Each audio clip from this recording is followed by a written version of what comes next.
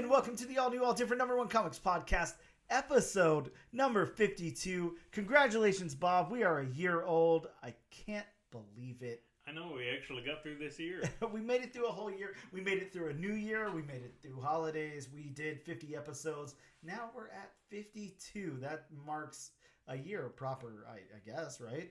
Sounds correct. Yeah, I mean, we started a year. We started, I guess you could say, a year ago. Yeah, agreed. Well, congratulations on a year of doing this. Yeah, pretty awesome. Congratulations. Yeah. This is the start of another 51 episodes. Absolutely. Oh, and yeah, if we forgot to mention, it's the new year. Yeah. Today's Wednesday the 3rd, so we are... Happy belated New Year. Yeah, we're out of 2023 and into 2024. There's going to be a whole bunch of cool comic book shit happening in 2024, so can't wait for that. I mean, probably going to be a lot lighter on the movie news front than it has been. Yeah. But I'm okay. I mean, whatever. That comes and goes. We still have great comics to read. Hey, here's hoping the next year is just as good as the past year in comics. Exactly. And if you didn't notice, we're getting a lovely appearance by the dogs. So, hello, Sydney and Banner. Yeah, but exciting. We've got like we said here, we have 52 episodes. So yeah, really cool. Really excited about that. Either way, we are. Hold on, let me backtrack a little bit. I'm Dan. That's Bob. Say hello, Bob. Hello, Bob. There we go. I'm whole again. Yes. Back to the. I don't know, whatever you call it. We're a weekly comic book podcast where each and every episode we take a look at a brand new first issue comic book, break down the story and art, give it somewhat of a review, and let you know if we think that you should move on to issue number 2 or not. We also talk a little bit of comic book and related news, as well as what's new at comic book shops this and next week. Bob, this week we will be taking a very deep dive, a dissection, if you will, into the all-new number 1.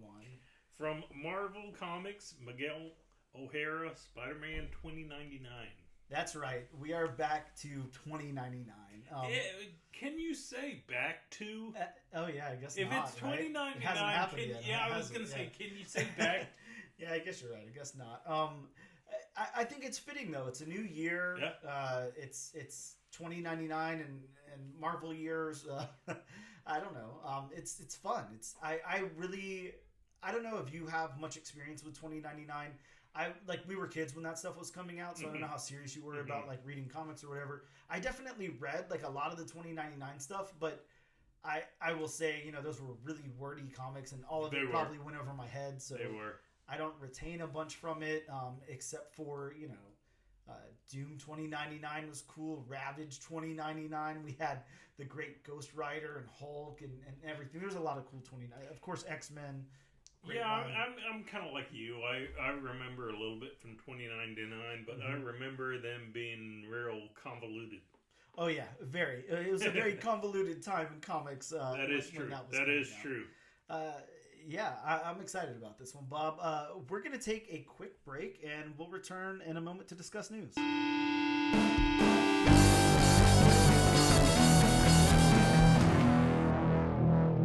Hello, and welcome back to the all-new, all-different number 1 comics podcast, episode number 52. Bob, let's talk about news. It's a very, very light news week. There's not a whole lot out there.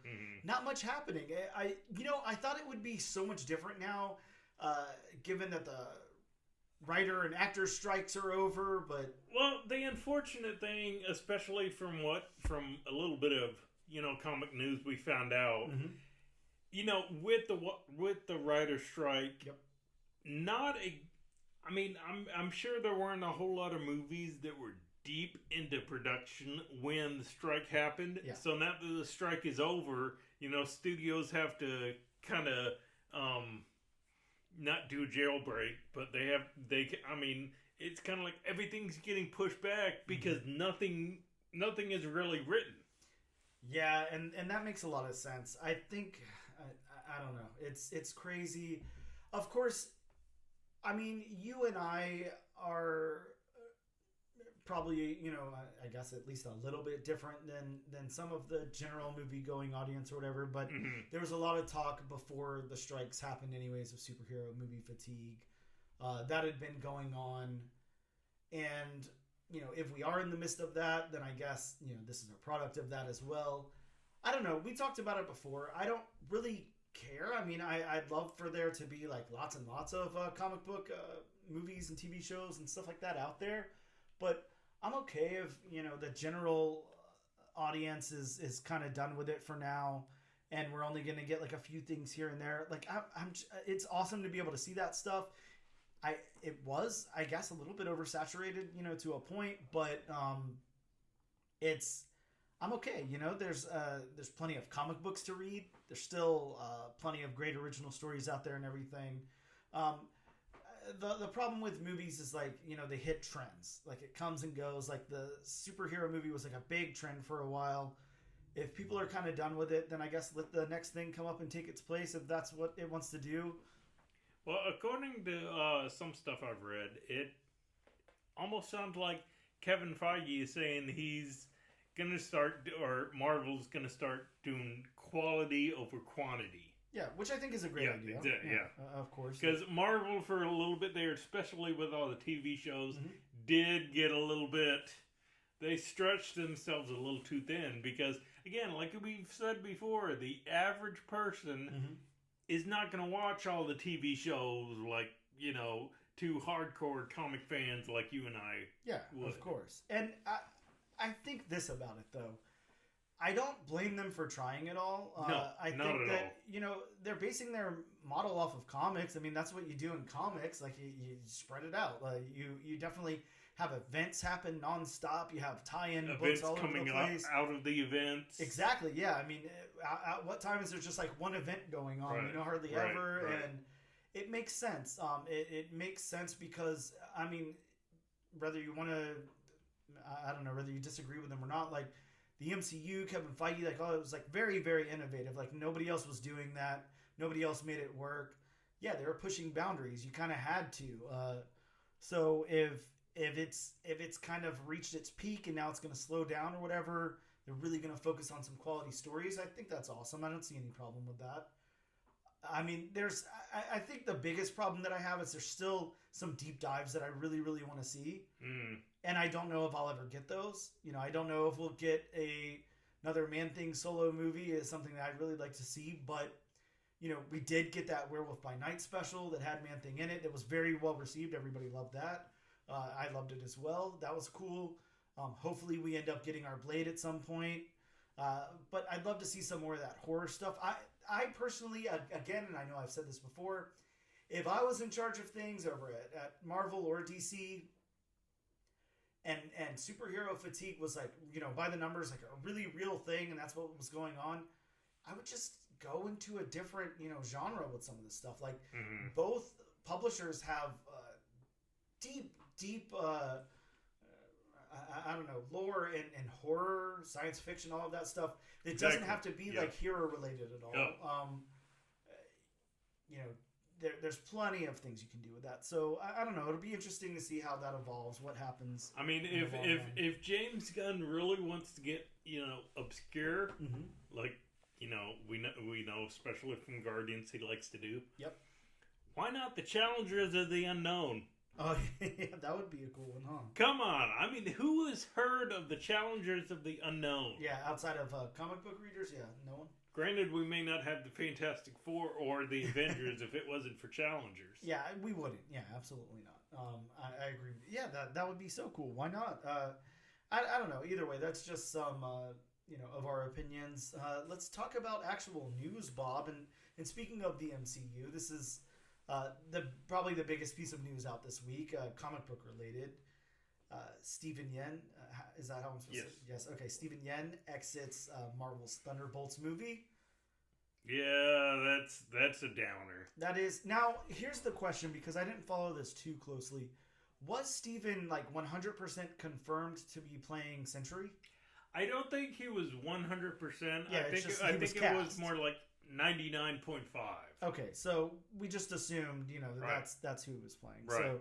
So it could be somebody else or whatever. But I guess here's another question for you. Now with Stephen Yeun exiting, and I don't know. I haven't really looked too much into it. Who else is involved or whatever? If that information's out there, right? Like Thunderbolts was already like kind of a long shot. Like, do you see this still happening? Like,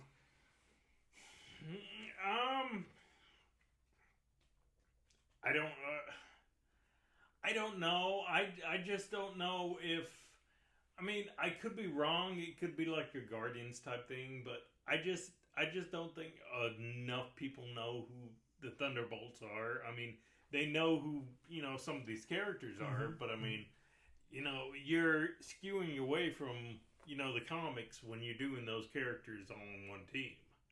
Yeah, it's kind of weird. It's a weird thing to do right now, especially. I think. I mean, when this was announced, I guess it made sense, but now I don't know how much they put into it. I don't know if there's like pre-production put into it. Like, I don't know if like the whole thing's cast. Like, I'm not sure what's going on. I would assume no production took place if Steven Yeun's able to exit at this point. But no, I don't know. I mean, if it were me, I'd probably cut my losses with this one. Move on to something that I don't know. I guess at this point, like, I'd really be looking at like, how do we save this? How do we come out with more stuff like that Werewolf by Night special? Stuff that is really going to be claimed by the fans. That they're like, hey, this is really, really good. I really like this a lot. See, I mean, if they want to do a team up movie and they still want to use Red Guardian, I mean, do a Winter Guard movie.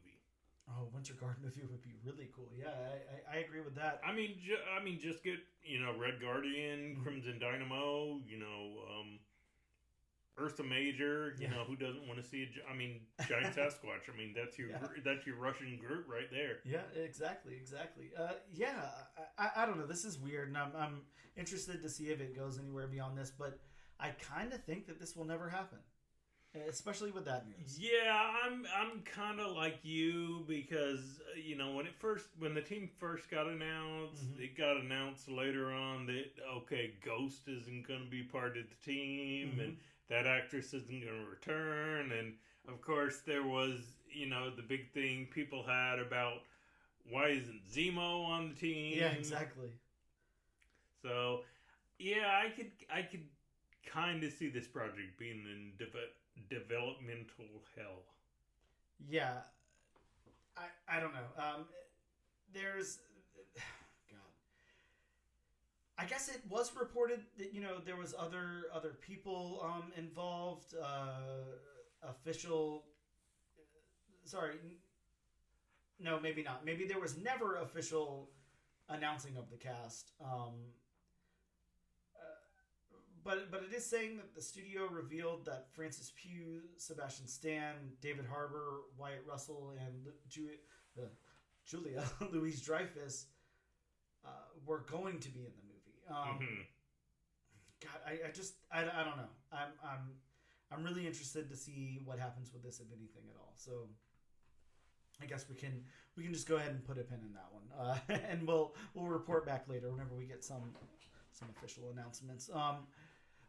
Bob, another big giant piece of news that's not directly comic book related. It's more, I don't know, genre related or whatever. But how about Steamboat Willie? How about Steamboat Willie entering the public domain?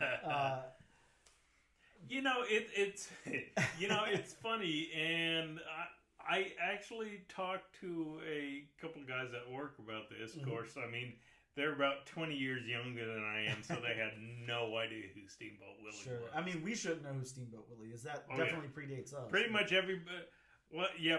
everybody should know who Steamboat Willie is, no matter how old you are. Yeah. I mean, and I was talking to him about this, and I was saying how there's already, a low-budget video game and low-budget horror movies in the vein of that Winnie the Pooh Blood and Honey movie, which I've seen the trailer for the Steamboat Willie amusement park one. I can't remember which one that is. There's supposed to be two movies coming out. One where he's actually a steamboat captain, and one where he terrorizes, an amusement park with teens. So it's going to be like Jason Voorhees meets Steamboat Willie. Which sounds super fun. I can't lie about that. Yeah, this is very interesting. I don't know about you. Like, I follow a lot of comic book writers and artists and stuff on Instagram and X and all of that. Mm-hmm. And yeah, it's out there. I mean, a lot of people are doing like interpretations of it now because they can. And like you said, the horror movie, the slasher movie, it's interesting that we might, or that we will get to see something like that. Like you said, the Winnie the Pooh, Blood and Honey. Now, while I couldn't sit there and watch the entire movie, I did try. On Halloween, I put it on and thought I'd give it a shot. It was a little too camp for me. I couldn't really get invested. Good camp or bad camp? I'm not going to say either way. I just couldn't get invested. There's too much going on around me or whatever. Mm-hmm. That seems like a, I don't know, late at night at home alone type of thing. But I don't know. This is Mickey Mouse. It's a huge inspiration to a lot of artists. It's not Mickey Mouse. It's not Mickey Mouse. Sure, but it's somewhat Mickey Mouse. Mickey Mouse adjacent. Yeah, sure. It's a predecessor. See, and that was one of the points I brought up. I know Steamboat Willie is now in the public domain. Mm-hmm. I know the public can use his name, image, and likeness, so to speak. But, and I don't know how much they can do about this, mm-hmm. but would you want to cross the House of Mouse in any way whatsoever? Never. Never. I would never, but, no thanks. Here's my big question whenever I get into it. Right. Is the whistle up for grabs? Is that still copywritten, trademarked, whatever? Is that up for grabs? Can you do that too? Because how can you have... Now, I didn't watch a trailer. I don't know if a trailer actually dropped or if it was just like an image or whatever, but how can you have a horror movie with Steamboat Willie not, creepily whistling? No, actually, there is a trailer out for the movie. There's the one movie where he's actually a steamboat, a sadistic steamboat mm-hmm. captain. They just have a poster for. Oh, okay. But the one where he's terrorizing an amusement park, that one has a trailer which I watched last night. Wow. Yes. And thoughts on the trailer, Bob? Because I haven't seen it. I'm not gonna lie, for a low budget horror movie, I mean the trailer looked actually pretty good. Wow. But I mean, again, trailer is supposed to show the good parts. Mm-hmm. So, did it have the whistle in it? I don't know, because honestly, I wasn't listening to it with volume up. Okay. Just a silent trailer. I guess. Right. Okay. My last piece of news. Again, this was a very news light week. I guess some big things there, but still pretty light. Bob, Best Buy is removing DVD and Blu Ray from their stores. So it's like... The only thing I can say is it's about time. Oh, yeah, definitely. I can't imagine how it's hung on this long. I know. But, I know. I mean, I guess that officially marks the end of an era that should have been over a long time ago. Absolutely. Oh, yeah. I mean, I can't think of the last time I bought a physical... No, I can't either. I mean, it's just a waste of space and money and everything else. But that plus, if you buy digitally, you're not going to run into the risk of not getting the movie. Yeah. Remember when you would go to Blockbuster? Oh yeah, and you would try to rent something, but they would be out, or you would go to Toys R Us. You would try to get one of those tickets for a video game. Yep. But they would be completely out of the tickets, so they didn't have any of the games. Mm-hmm. Yes. I mean, all too well. Yeah. If you buy them digitally, you don't run into that problem. Yeah, and it's been very interesting because I don't know about you. I used to like Best Buy a lot. I will say, like, I'm a big, I don't know, like... media person or whatever you call that. I really, you mentioned Blockbuster. I worked at Blockbuster for years. I was an assistant manager at Blockbuster, for until they shut down. So you know all too well about running out. Yes, all too well. But I mean, Bob, I was spending half my paycheck at Blockbuster. I bought every before DVD got popular, I bought all my VHS there. Did you buy Betamax? No Betamax. Once we transitioned over to DVDs, bought all my DVDs. Really big on that kind of thing. After Blockbuster, kind of closed down and everything, I went to Best Buy all the time. I'd buy, every time, essentially every week, new movies would come out. I'd go buy a few DVDs or a DVD or whatever. And I would say my interest in it began to wane like a lot whenever, like around the time Blu-ray came out. It was just too much for me. I'm not a huge special features guy unless I really, really, really care about the movie. If I'm watching like Tobey Maguire's Spider-Man, a Kevin Smith movie, something like that, yeah, I'm going to watch the special features. I'll watch everything about it. Just my normal everyday movie, that I'm watching, I don't care enough to watch special features. I'm not usually that big into it. And then on top of that, it's always great whenever a movie looks better. That's always a good feeling. But at the same time, once everything went digital, like it looks great to me. Like I don't have any problem with anything. Yeah, the same thing happened to CD. Yeah, exactly. Yeah, it's kind of like who cares? You really want to get that technical about it? I'm not that person. The same thing happened to the records, but the records have made a comeback. A huge comeback, yes, definitely. But yeah, I mean, it's again, it's like it marks the end of an era. Now, like we said, it should have been over a long time ago. Yeah. I can't imagine. Yeah, I don't know how it's hung on for the past 2-3 years. Well, Bob, I love to go to like garage sales and flea markets and stuff like that. And the reason that I go to those things is because every now and again you'll find like a box of comics tucked away or whatever. Somebody, has like an old 90s collection and they're selling, comic books for like $1 or whatever. I love to dig through all that stuff.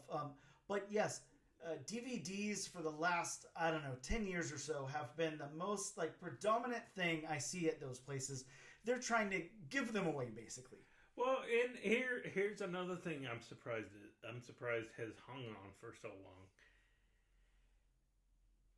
The physical video game.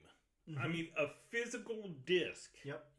I know, there's some nostalgia. There's a big nostalgia factor with the physical disc or physical copy of a video game. Oh, yeah. But, just like the DVD, just like the CD, now you can, just... buy them online. It's the same price. You don't have to wait in line. You don't have to run the risk of it running out, the first day. You can, pre-order and have it downloaded, and play it that day. So I'm just surprised the physical video game is held on as long as it has. Yeah, you and me both. I don't see much of a purpose of it, but... No. Maybe there's some people out there who are really interested in physical media. I guess, Bob, this leaves...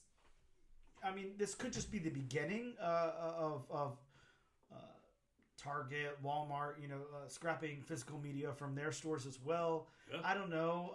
I definitely see Walmart hanging on for a while. I guess only time will tell, but they still... have like a pretty large like a CD inventory and all that in their stores. So yeah, I think it'll be interesting to see where this goes and see if that's completely the end. Like will something come out every now and again, like a big box set or something of like a really popular show, limited edition thing or something that ends up in these stores? Or will it just will companies stop manufacturing these things if they don't have an outlet for it? I guess that's the big question. Is this like completely the end, or is it just the end for big box stores to carry these things? I guess we will find out. But just an interesting thought to ponder, I guess. With that being said, I think we've bled the news as dry as humanly possible. Yeah. We got some opinions out there, but that's all the news for this week. We're going to take a quick break and we'll return in just a moment. And we are back with episode number 52 of the all new, all different #1 comics podcast. That's right, Bob's a year old. Happy birthday, Bob. Let's get into some of the new comic books that came out this very week in local comic book shops. As we always say, if any of these sound really cool to you, there still might be some time to hit up your local comic book shop. Let them know you're interested in a title. Let them know that you really, really need that first appearance of, I don't know who this is, Enric Pride. And hit them up. Let them know to add those to your pool. That's why we do this, to let you guys know what's out in shops. But starting us off from Marvel, we have Beware the Planet of the Apes #1. So, Bob, this is I think it's a 5-part mini, if I'm correct. I could be wrong, but I don't think it's supposed to be an ongoing. This is not based off of the newer Planet of the Apes run. This is based off of the original movie franchise Planet of the Apes. It's like a sequel to that features the character Nova. Are you pretty familiar with Planet of the Apes? You watched the movies? Not really. Okay. Yeah, sort of, kind of. Okay. Well, either way, I think Nova is our lead character in this, lead human character. Nova famously doesn't talk, and she accompanies. Okay. Yeah, you know who Nova is. Okay, so I don't know. I'm stoked about this one. I'm a huge Planet of the Apes fan. Really like Planet of the Apes. I'm not gonna lie, I didn't love the newer Planet of the Apes stuff. I really like the original stuff. So I'm excited to check this one out, see where it goes. Next up, we have Fall of the House of X, House of 10, whatever we're supposed to call it, #1. Marking the end. Speaking of the end of an era, the end of the Krakoan age here is getting marked in X-Men. Yeah. Bob, we've got Kid Venom Origins #1. This is a one-shot, and this is basically taking that first appearance of Kid Venom that was in Death of Venomverse. I think that was issue #2, and this is reprinting that. And it also was a surprise this week. It came with a 1 per store variant, a secret variant that came out. Nice. I've got my copy, but yeah, it was a secret variant, and hopefully that does well. It looked like it was selling pretty well on the secondary market whenever I looked last night. We've also got Marvel Meow #1. This is a physical printing of the the Marvel Infinity comic. We've also got Star Wars Darth Vader issue 42. And Bob, this is that first appearance that I talked about on the front end there of Enric Pride. Not too familiar with the character. Is this Kitty Pryde's cousin? As far as I know, no. I mean, when are we going to get some damn X-Men Star Wars crossover is what I want to know. Is there something in the contract that says that can't happen? That's a really good question. Why the hell not? Now that the studios now that Disney pretty much owns everything, I mean, let's get Avengers versus X-Men versus Star Wars. Oh, hell yeah. I'd love to see that. That would be so cool. I mean, really. Let's get a Han Solo versus Gambit. Oh, God. That would be amazing. Yeah. I'm just going to say this. I'm not going to read Star Wars Darth Vader 42, only because I don't want to find out that Enric is not Kitty Pryde's cousin. So in my headcanon, they're cousins, and that's how the crossover is being started here. Speaking of Star Wars, we've got Star Wars High Republic Shadows of Starlight, issue #4. Bob, this one's got 2 first appearances in it. First appearance of Baron Bulin. Don't know who that is. And a first full appearance of a name that I'd never be able to pronounce. Gara Staros is what I'll say. Okay. Don't know who that is either. We've also got Vengeance of the Moon Knight #1, so a new Moon Knight series back at Marvel. We've got Venom 29, which has the intro of Venom World. Oh, yeah, Venom World. Venom Planet.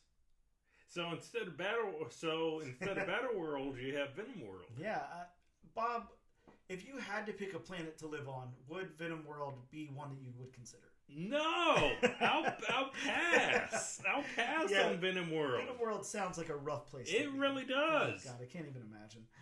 We also got Amazing Spider-Man issue 41. Bob, and this one has the great homage cover of Avengers #1, the Disney 100 cover. Mm-hmm. That thing is just badass. I'm so excited about that. Love that cover. It looks great. Over to Sumerian Comics, we got Sam Freeman and Vanessa Del Rey returning with Basic Instinct issue #2. I'm really excited to read this one. I know that our review on it was like confused at best, but I mean, we both said at the end, you know, we wanted to see what was going to happen. I really want to see what's going to happen here. I'm so interested in the world that was set up and everything that was going on. I cannot wait to read that. That's on top of my stack to read after we're done with this podcast. Really excited to see where that one goes. Over to Boom Studios. Bob, we've got two people that I really admire here. We have Kyle Stark's new book, Pine and Merrimack, #1. Sounding really, really interesting. And then we got The Space Between, issue #3, of course, by Corinna Becco. Who, look, Bob, that was my pick of the year for a book that we didn't cover on the podcast, The Space Between #1. So very excited to read The Space Between, issue #3. From DC Comics, Bob, Come to Me, Son of Jor-El, Kneel Before Zod. Kneel Before Zod, issue #1. You need to work on your Terrence Stamp. I know. I'm not even in the same universe, but I got the line right, so that's the most important part. We also got Batman Scooby-Doo Mysteries #1. I guess a new volume on that, and Titans Beast World Tour Atlantis 1. And that's it. That's all I got for new comics this week. Not a whole lot out, but some substance there from Marvel. Definitely excited about that new Kyle Stark's book, as well as The Space Between and Basic Instinct issue #2. Mm-hmm. We're going to take a quick break, and we'll be right back.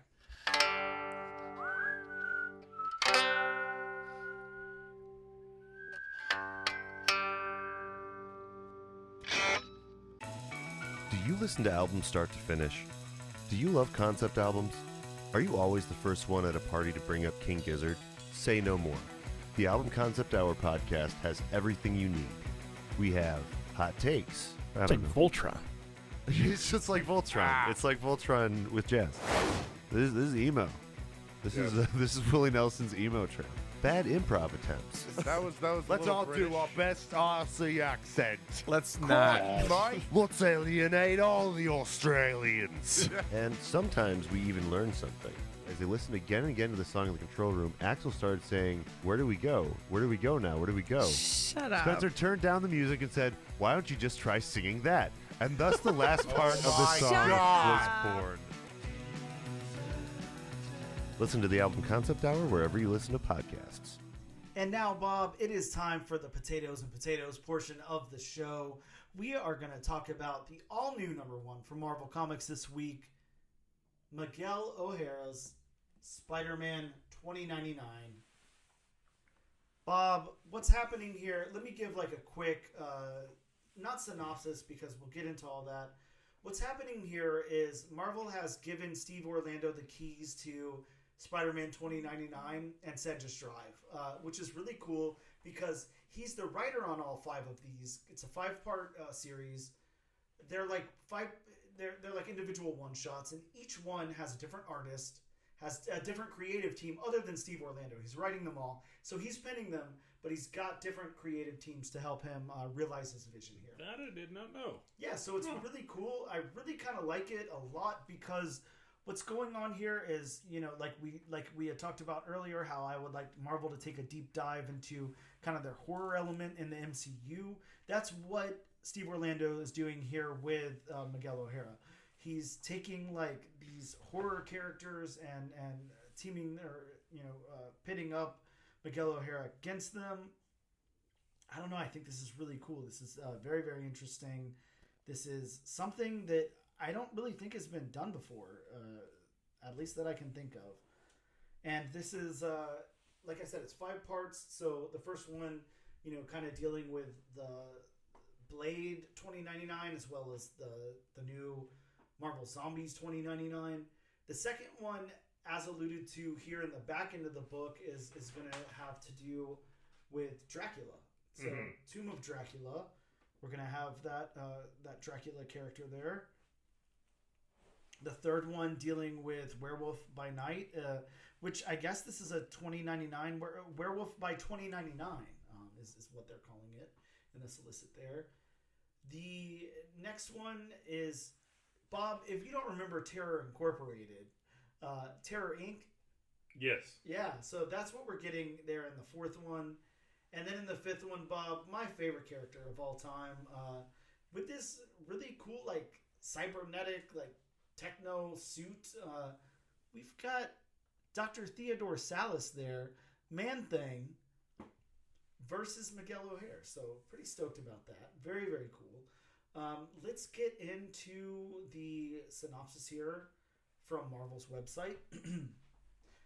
Miguel O'Hare, Spider-Man 2099, number 1. Beware Marvel Zombie 2099. Miguel O'Hara teams up with Blade 2099 to take on a new horrific threat to Nuvia, York. Introducing the Marvel Zombie of 2099, he lives, he strikes, and no spider can hold him. Will Spider-Man be able to stop this ever-evolving zombie infection before it takes hold of his mother and the citizens of the Barrio? Barrio. Okay, sorry. Barrio. Bob, I'm going to talk about the creative team really quick. Of course, like I said before, written by Steve Orlando. The whole series is realized by Steve Orlando here. Steve Orlando, as we both know, really, really awesome comic book creator, writer. He's an American comic book writer known for his work over at DC and Batman, Martian Manhunter, and Wonder Woman. And 2 series starring Midnighter, which were nominated for a GLAAD Media Award. Steve Orlando has done a lot. He's written on a lot of Justice League of America, X-Men Unlimited, Infinity Comics, Supergirl, Mighty Morphin Power Rangers, Marauders. Did a nice little run on Marauders there. Commanders in Crisis, Scarlet Witch, Bob, one of the greatest series in recent memory. Scarlet Witch, freaking amazing on that.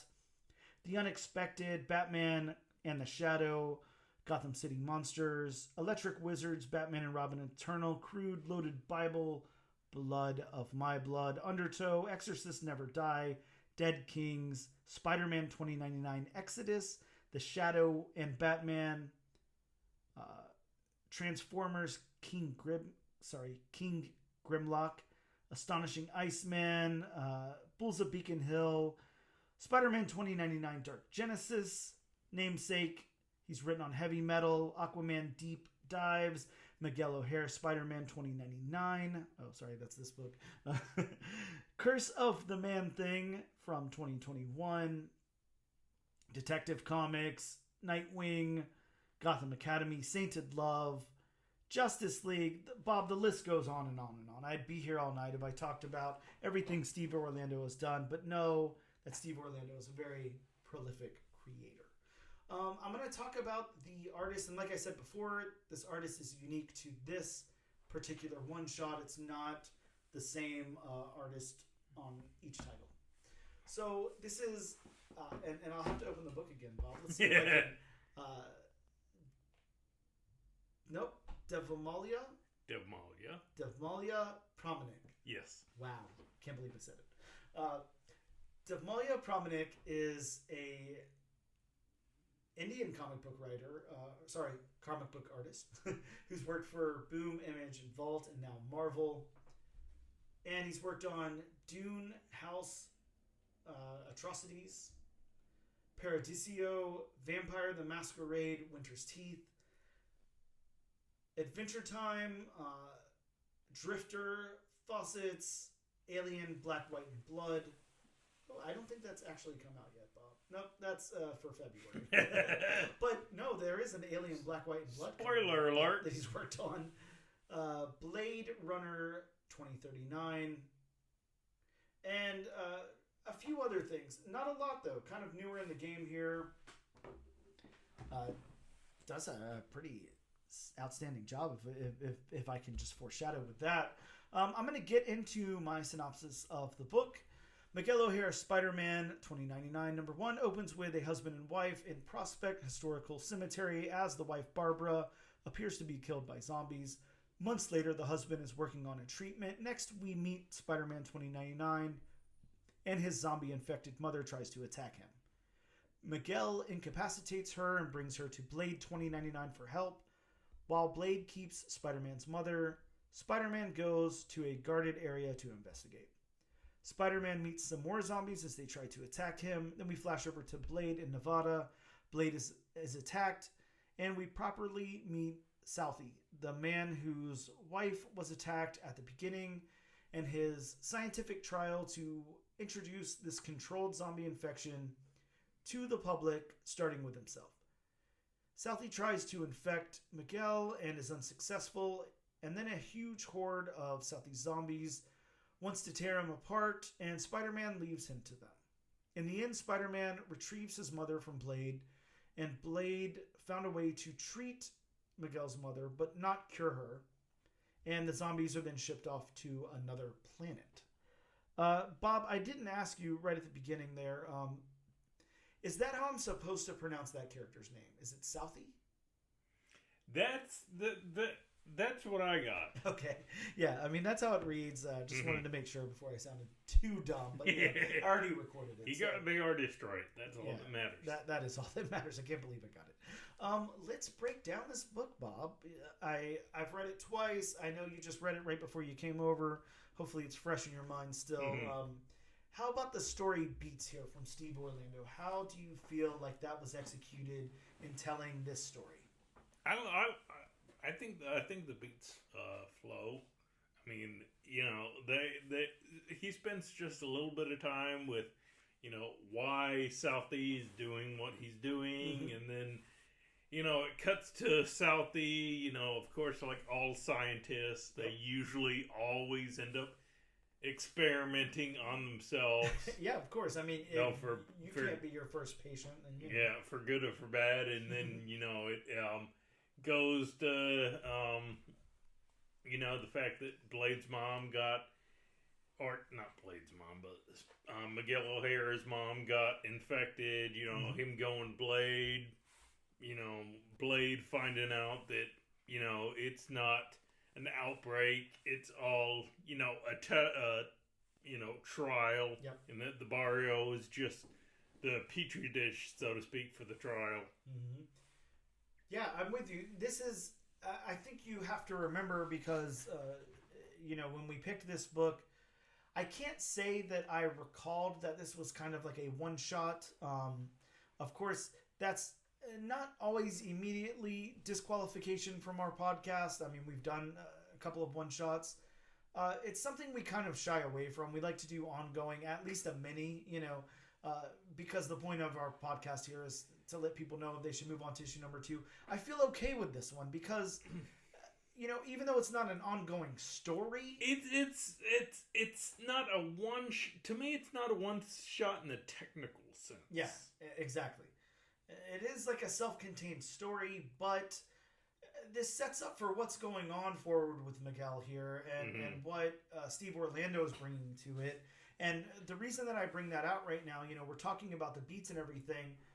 I think that for Steve to be able to introduce it this way, to introduce what's happening in this world here in the 2099 universe, and then kind of wrapping it up with that nice bow at the end, I really appreciate that. I think that there's definitely more story to tell there if somebody else wanted to pick it up and run with it, or if Steve Orlando wanted to leave himself some threads to come back to later. I mean, we've got a now, you know, you were talking about Southie creating this controlled infection. Now we have an entire planet that's populated with infected zombies, you know, 2099 zombies. I mean, to think that Marvel at some point will not circle back around to that. Oh, I'm sure they will. I mean, please, Marvel, give me the keys. I'll gladly circle back around to that. It's basically the planet of the symbiotes. Exactly. I mean, it's a nice setup that Steve Orlando is given somebody there, right, if not himself. So right. I really like the story beats. I think that they work well. I think that this was a very easy read. It flowed very nicely into one another. I mean, it was very straightforward. Again, like we have we open with the scientist. Something happens to him, and he wants to, experiment. We have Miguel's mom being, one of the people experimented on, and then he's looking for a way to cure his mother, and then he goes in for the fight, like I said, it wraps up very, very nicely. I couldn't. There's not much more I could ask for with the story beats here. I think they hit everything they need to hit. Right, and there's enough explanation to where it doesn't slow the beats down. Yep. Mm-hmm. Now, here will be like two interesting ones to go to: is the narrative and the dialogue.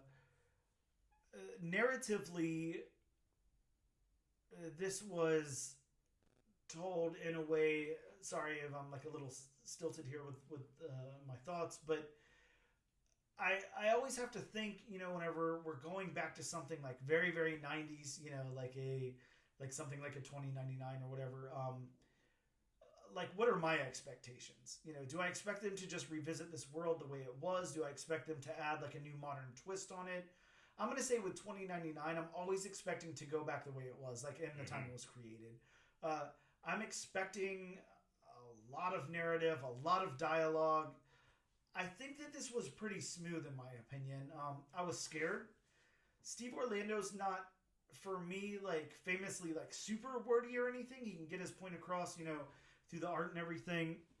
Trust his writers and editors a lot, but I think that this one, plays it both sides like very, very nicely. There's a good amount of dialogue in this book. There's a good amount of narrative storytelling. I don't think it was overdone. It's not like picking up, one of those X-Men 2099s and reading for 3 hours to get through the first issue. It worked and it was a nice, easy read. I think narratively, the only thing that I could say is I think narratively from the story, I would have liked to get like a little bit more perspective from Southie, just a tiny bit. I know we were cut short. This was being a one shot, and it's just a single issue here. Yeah, I'm not gonna lie. I mean, in a way, I would like to, spend more time on, his, motivations, yes, and why he's and that's doing kind of where I'm what going. he's. Yeah. I mean, I know the whole thing with his wife, but I mean, it's kind of like. But that's just such a one-note character. Yeah, and I think that I don't see that in Steve Orlando's writing. He's not, he's definitely more fleshed out than that. Mm-hmm. I think that I think that he had like a lot more thoughts and ideas and everything. Maybe some of it got left on the cutting room floor because of how short this is, and it's just a one shot, and he has to introduce this whole world here. But I'm with you. I think that.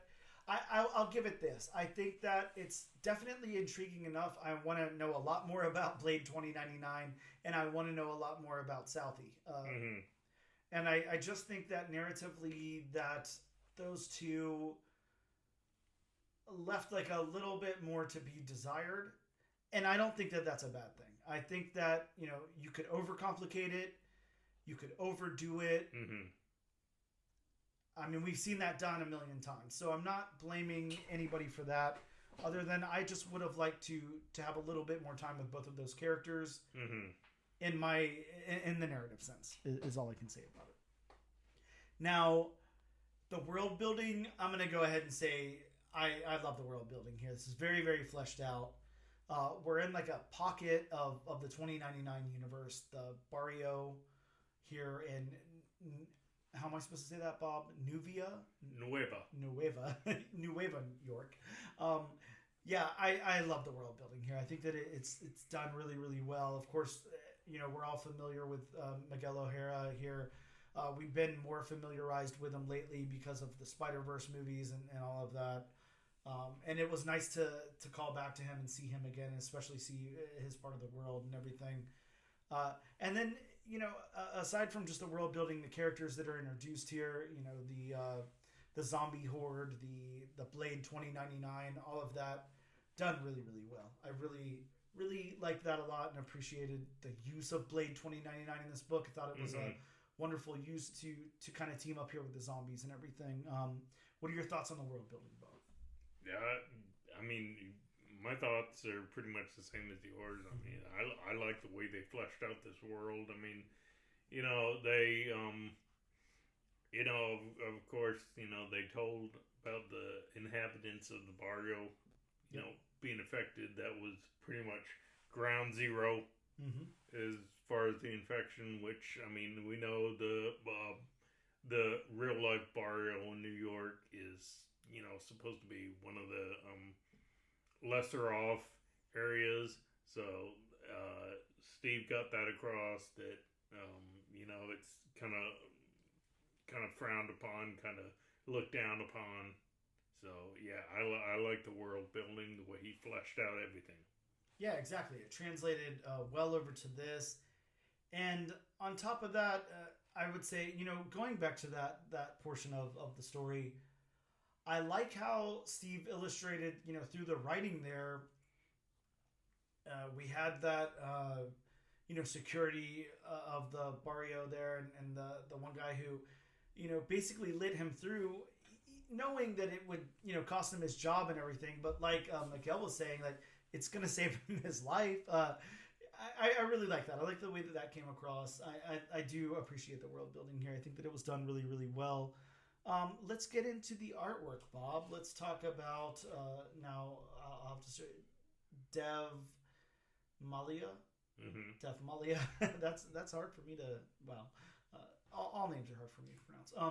Dev Malia's art here in this book.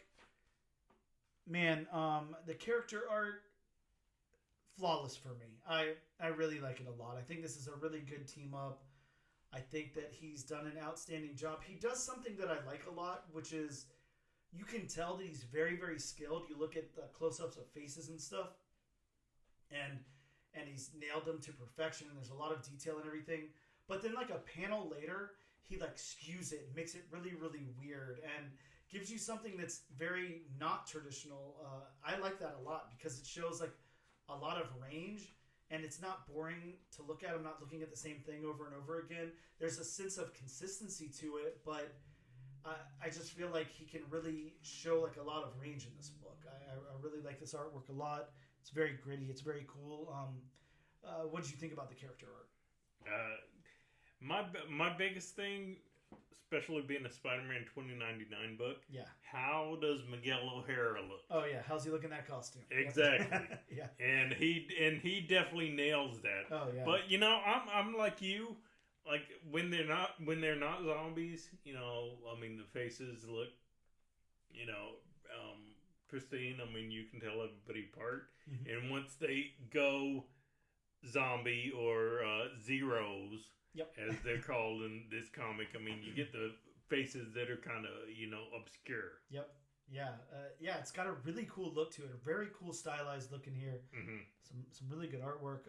How about that backgrounds, Bob? I don't know if you've, really been able to take a deep dive into these backgrounds here or anything. I was trying to do my best to look at them the two times I read the book. Of course, I was very focused on the foreground. These characters are really stylized in a way that just really does it for me. So I was trying to let the backgrounds, kind of be a background and do their own thing, but while studying it, because I know that we would have to talk about it. And I know that this is a big selling point for you, how these backgrounds come out. So I'm going to let you lead. Again, I have it open to some backgrounds here for you to look at, but feel free to take the lead on that and tell me what you think. Yeah, the backgrounds, when there's no, because he does that thing, when showing fast action, where you get the blurred lines, the blurred streaks going across, which is shots. A great way for artists to say, okay, this is a fast moving panel, everything is happening fast. But when showing the backgrounds, the backgrounds are really well done in this. Yeah, I'm with you. It's going to be very, very hard to say anything bad about this art. I think that it's really done very, very well. I think this is an outstanding artist. Just like, it was very hard for me to pull apart anything that Steve Orlando had done in this book, because I think that it hits on all cylinders. Right. It fires on all cylinders, however you're supposed to word that. I think it's working very well, but Yeah, I love these backgrounds. It's it's giving me those classic 2099 vibes. It's bringing in something new to it as well. It's showing the artist style and what he brings to the table. I really like the backgrounds in this. Now over to the locations. We don't go a lot of places. We don't explore very much of the 2099 how do I say that? Nueva York there. But the areas of it that we do see, these locations, the barrios, Barrio, Blade's lab, Miguel's apartment, Southie's lab. Yep. Mm-hmm. So we don't get a whole lot of locations. Yeah, not a lot of like big cityscapes or anything like that. But we know we're in the 2099 Nueva York universe. Yeah, we definitely know where we are. I think that this wins there too. The locations all look great. I don't know. It's just by default that we know where we are because of the storytelling. But I don't have any trouble wondering where I am, wondering what's going on in the story. It's all very laid out, very, very well, and it all looks fantastic. So I'm going to say, I think that's a 10 out of 10 on locations too. I think it really hits, and I like it a lot. Now the last thing we're going to talk about in this book is the colors, and of course we have a separate colorist. Bob, I would love it if you would say that colorist's name for me. Give me one moment. Well, I've got it right there for you if you want to. Raul Angulo. Okay, good. Raul Angulo.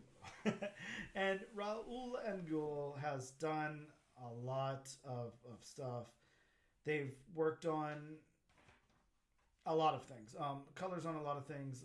Go-Go Power Rangers, etc. Buffy, Radiant Black, Mighty Morphin Power Rangers, all that stuff. Done a lot of work. I think that one of my aside from the writing, because I think the writing here is top notch. I think that, and we don't have a category for writing, of course. We talk about story, beats, narrative, dialogue, world building when we talk about writing. But I'm going to group all that together and say the overall writing is the best part of this book to me, and I love the art. So I'm going to say the second thing that really, really stands out to me here is the colors. The use of colors. Yeah, the colors work so well with the art, with the tone of the book, the palette that's being used. And like I said, we're in this like kind of like horror 2099 world.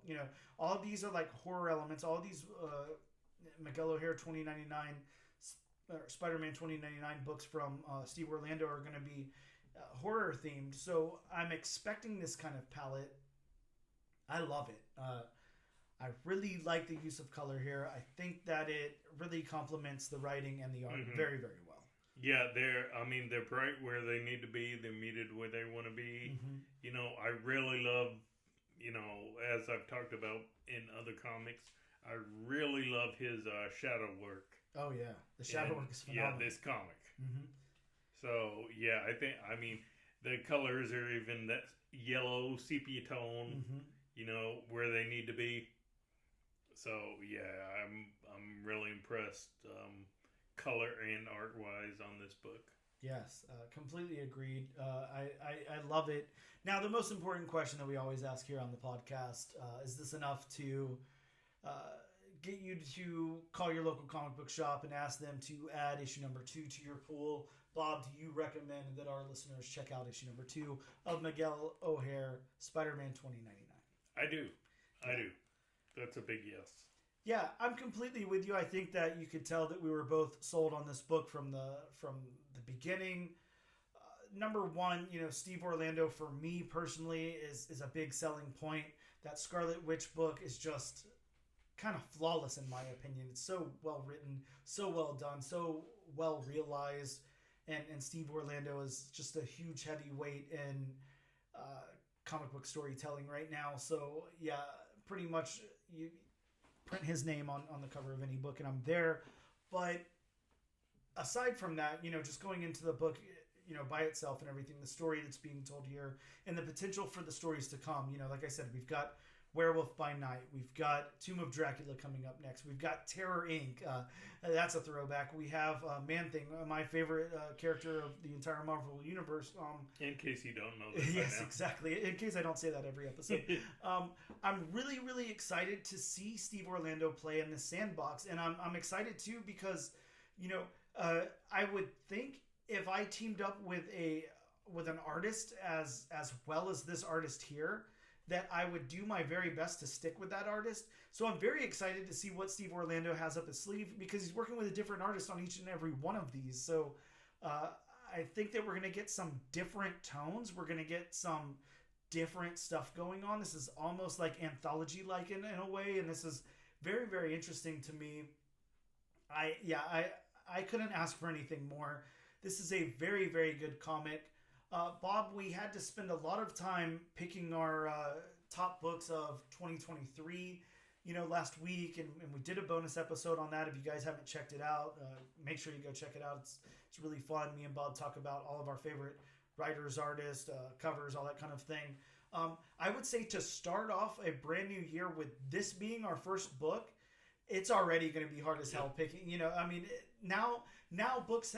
This has already set a bar. Books already have to top this to be on that list for 2024. So yeah, this is outstanding. I really loved it a lot. It was a pleasure to read both times I read it. I'll probably go back a third time and read it before issue number 2 drops. I can't wait to read more. I'm really excited about it. It's really good, and I absolutely 100% recommend that you guys add it to your pools. Make sure you check it out. It's so good. With that all being said, we're going to take a quick break, and we'll return in just a moment. Welcome back to episode number 52 of the all-new, all-different number 1 comics podcast. Bob, it's that time in the show where we talk about some of the new books that are coming out next week. Fingers crossed. Hopefully they come out next week. And speaking of hopefully they come out, Bob, let's hit them with a little disclaimer time jingle. It's now disclaimer time with Bob. Yeah, like I always say before I read what's hopefully coming out next week. Fingers crossed. Fingers crossed. These are just a few of the books coming out next week, taken from one source. So if you'd like a more in-depth list, please consult elsewhere. Please call your local comic shop. Send them a list, send them a letter, smoke signal, SOS. I've heard that Harry Potter owls are like a good way to communicate. So why not? I don't know if I've ever seen a Harry Potter owl anywhere around. I guess no one's tried to communicate with you recently. Yeah, that is true. You could send a message in a bottle. There's lots of different ways. But like Bob said, hit up your local comic book shop. Let them know you're interested in the titles that are coming out every week. Maybe they'll print you a nice little newsletter every week and give it to you. Maybe you can give them a call. They'll go over each and every title with you. You never know. But you won't know unless you give it a shot. And if you're like me and Bob and you live in Jacksonville, Florida, hit up Ben or Jonathan at Gotham City Limit. Tell them the all-new, all-different number 1 comics podcast sent you. And let them know that you want to know about each and every title that's dropping next week. Make sure you ask nicely. Or just demand it. That works too. Yeah. So, one book that is not on a list that I'm reading from that is coming out next week from Image/Skybound, we have Transformers number 4, a series that I've really enjoyed so far. That's right. Transformers, issue number 4, part of the Energon universe. Yes. From Marvel, we have Star Wars number 42. This one's got a first appearance of a rogue Sith, but no Kitty Pryde cousin. Yes, which I'm guessing the rogue Sith is the Kitty Pryde, who you thought was Kitty Pryde's cousin. Bob, it's completely documented everywhere. That is Kitty Pryde's cousin. This is the first X-Men Star Wars crossover. They are both owned by Disney, so why not? They're both spelled the same. Come on, Bob. This is true. Going over to DC, we have Green Lantern number 7. This one's got the origin of Sinsen and the lead-in to Sinister Sons series. Oh, wow. That's a lot of Excite. S's. It sure is. Going back to Marvel, we have Wolverine number 41. Bob, what do you think about this solicitation? Because it's marked as the most violent Wolverine story ever told. I don't know, because there's been a lot of violent Wolverine stories that have been told. I mean, but this is promising to be the most violent, Bob. And, whenever you think back to all the cool Wolverine stories out there and all the great slashing and berserker attacks and everything else, this one promises to be the most violent, and I'm excited. It's showdown between Wolverine and Sabretooth, which, that's happened before, but I'm excited about this one, Bob. I'm hoping we get some ultra crazy violence in this thing. Sticking with Marvel, we have Giant Size Spider-Man number 1. An original story featuring Venom, Dylan Brock versus Miles Morales, and also a reprint of Ultimate Comics Spider-Man 22. That is kind of weird that they'd be printing 2 different universes in Yeah, it one is a book. little strange. 616 I'm sure they've done it universe and the Ultimate universe. Very odd. Huh. We have Rise of the Powers of 10 number 1. A 5-issue limited series that will tell part of the concluding story of the Krakoan Age that began in 2019 with the Powers of X and the House of 10. Man, 2019. Man, Long the time Krakoan Age has been around for a while. Sure has. That's like an eternity in comic book time. That is very true.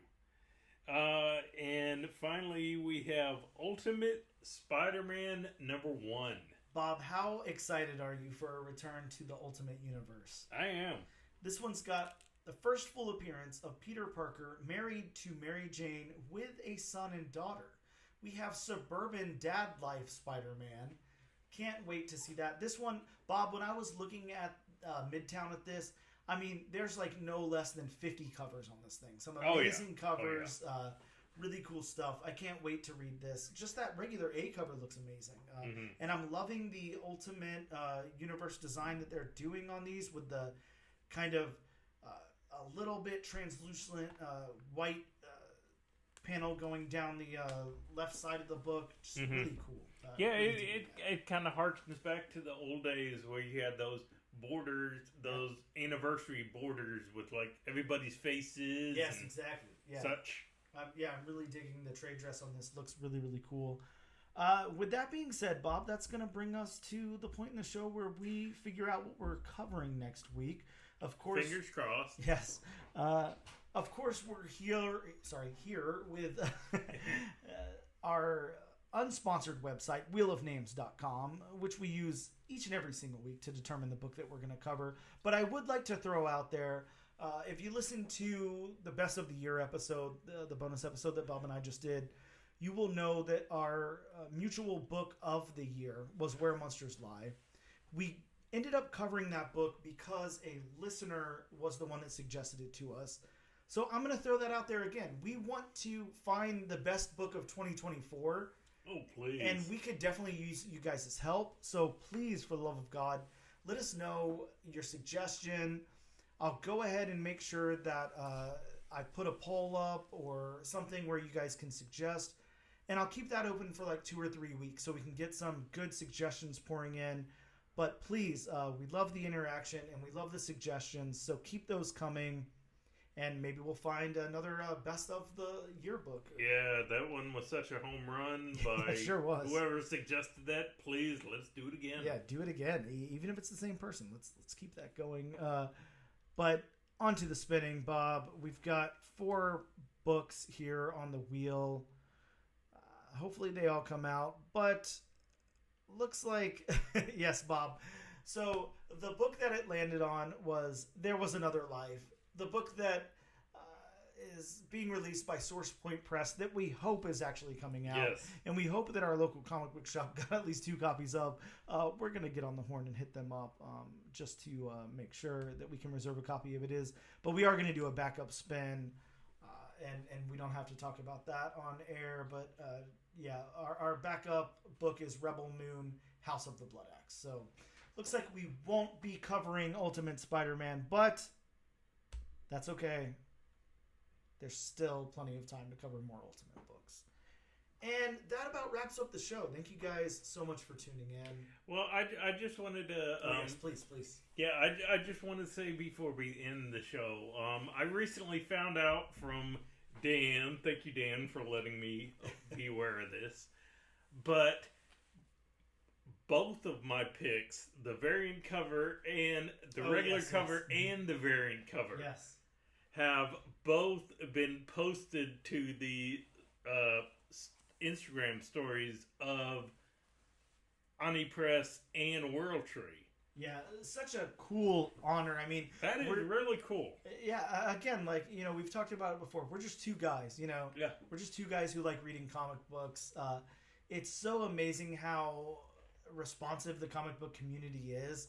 You know, I hit up creators all the time, you know, artists, writers, whatever, ask them if they want to come on the show and talk. And I mean, they take their time, you know, out of their busy work schedule and their day and stuff to come on and talk to us. Really, really cool. Something I never imagined would happen. Right. And then, you know, neither one of us are big social media guys, but we try to keep a presence for the podcast, you know, on TikTok and Instagram and X and all of that. And for us to be, you know, on the stories of Ani Press, you know, a huge comic book publisher that I know we both admire, and I know you admire very much for that Lamentation #1 cover, because it was your pick of the year for regular cover. You know, for them to post that on their stories, such a huge honor. And then on top of that, I mean, a book that we both mutually loved, you know, and could not stop reading this past year was World Tree. World Tree's official Instagram account posted that your variant pick of the year was that Jenny Frizen 1 in 10 variant for World Tree. So cool. So our name is out there, you know, being published by, being, you know, called out, however you word that, by such amazing forces in the comic book industry. Really, really cool. Yeah, so, I mean, yeah, and I just wanted to give a big thank you to both of them. Oh yeah.